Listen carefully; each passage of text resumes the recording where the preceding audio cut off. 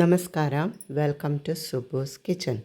ಇಂದು ನಾವು ಗಸಗಸೆ ಪಾಯಸ ಮಾಡುವ ವಿಧಾನವನ್ನು ತಿಳಿದುಕೊಳ್ಳೋಣ. ಮೊದಲಿಗೆ 1-2 ಲೋಟ ನೀರನ್ನು ಬಿಸಿಗಿಟ್ಟು ಅದಕ್ಕೆ 1.5 ಅಚ್ಚು ಬೆಲ್ಲವನ್ನು ಹಾಕಿ ಚೆನ್ನಾಗಿ ಕರಗಿಸಿಕೊಳ್ಳೋಣ. ನಂತರ ಒಂದು ಬಾಣಲೆಗೆ 3 ಚಮಚ ಗಸಗಸೆಯನ್ನು ಹಾಕಿ ಫ್ರೈ ಮಾಡಿಕೊಳ್ಳೋಣ. ನಂತರ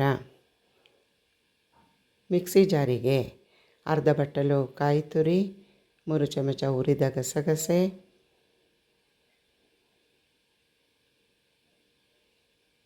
1 ಚಮಚ ಅಕ್ಕಿ ಹಿಟ್ಟು, 5 ಪುಡಿ ಮಾಡಿಕೊಂಡ ಬಾದಾಮಿ, 5 ಬಿಡಿಸಿಟ್ಟುಕೊಂಡ ಏಲಕ್ಕಿ, ಸ್ವಲ್ಪ ನೀರನ್ನು ಹಾಕಿ ನುಣ್ಣಗೆ ರುಬ್ಬಿಕೊಳ್ಳೋಣ. ನಂತರ ಕರಗಿಸಿಟ್ಟುಕೊಂಡಿದ್ದ ಬೆಲ್ಲವನ್ನು ಒಂದು ಸ್ಟ್ರೈನರ್ ಸಹಾಯದಿಂದ ಶೋಧಿಸಿಕೊಳ್ಳೋಣ. ಶೋಧಿಸಿಕೊಂಡ ಬೆಲ್ಲದ ನೀರಿಗೆ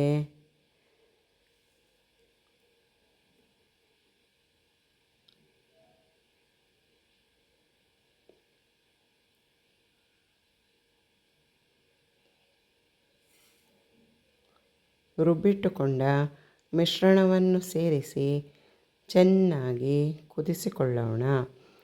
ಚೆನ್ನಾಗಿ ಕುದಿಯುತ್ತಿರುವ ಅಷ್ಟೊತ್ತಿಗೆ ಒಂದು ಬಾಣಲೆಗೆ 2 ಚಮಚ ತುಪ್ಪವನ್ನು ಹಾಕಿ ದ್ರಾಕ್ಷಿ ಗೋಡಂಬಿಯನ್ನು ಹಾಕಿ ಚೆನ್ನಾಗಿ ಫ್ರೈ ಮಾಡಿಕೊಳ್ಳೋಣ. ಫ್ರೈ ಮಾಡಿ ರೆಡಿ ಇಟ್ಟುಕೊಳ್ಳೋಣ. ಅಷ್ಟರಲ್ಲಿ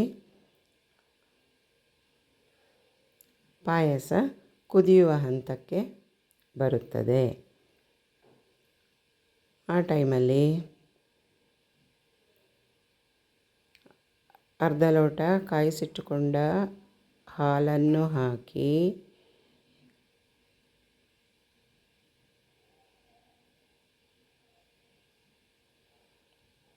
ಚೆನ್ನಾಗಿ ಮಿಕ್ಸ್ ಮಾಡಿ ಕುದಿಸಿಕೊಂಡು ನಂತರ ಫ್ರೈ ಮಾಡಿ ಇಟ್ಟುಕೊಂಡಿದ್ದ ದ್ರಾಕ್ಷಿ ಗೋಡಂಬಿಯನ್ನು ಹಾಕೋಣ.